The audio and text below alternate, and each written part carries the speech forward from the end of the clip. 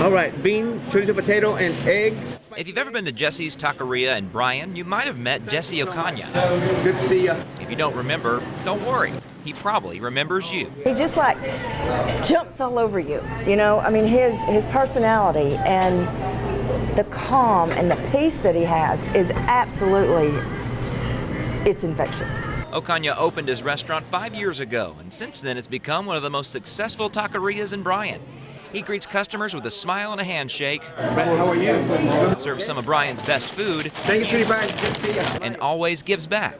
I was asked to go up and talk to them, to talk to their staff. But most people don't know about Ocaña's dark past, a time when he didn't have a name, only a number. 418376. That number, I have never left it in my life. Why? Because it reminds me where I came from.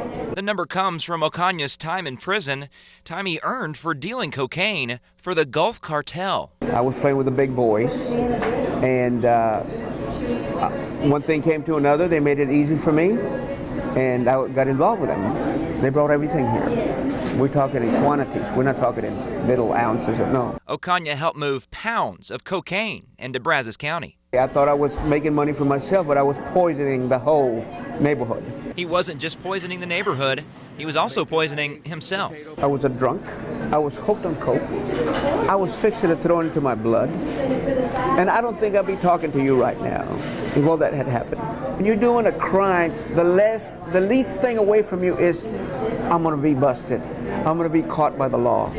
Those things don't go to your head. But that's exactly what happened to Ocaña after undercover police officers busted him during a sting operation. It was then up to a jury to decide his fate. Judge John Delaney presided over the case in this courtroom. He says despite the charges, he can still see good in Ocaña.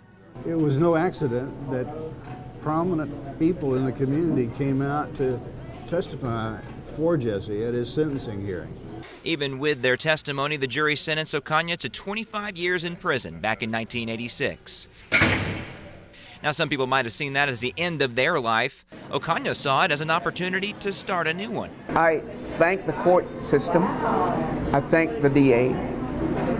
I thank my judge for really and truly saving my life. Ocaña earned his parole after only serving 6 years. I think that's a testimony to the type of man he is, that he has it in his heart to find the positive in things that are negative. And it's probably how he was able to parole as early as he was. Bacon, egg, bean, and cheese twice for you, sir? Ocaña overcame his drug dealing days, but the scars from his past still haunt him.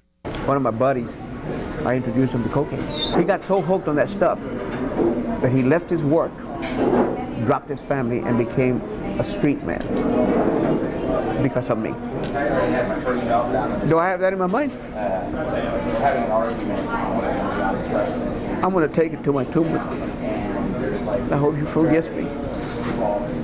Now, 30 years after first walking into prison, Ocaña has his name back and is determined never to go back to being just a number. That's what I know myself out here for. Because I just don't want to go back. And I remain strong. And I will be strong. For me, for my employees, for my parents, for my wife, for my customers. So when you get to know Jesse Ocaña, you'll meet a man who savors the taste of freedom like his customers savor his food. Thank you kindly, sir. Good to see you.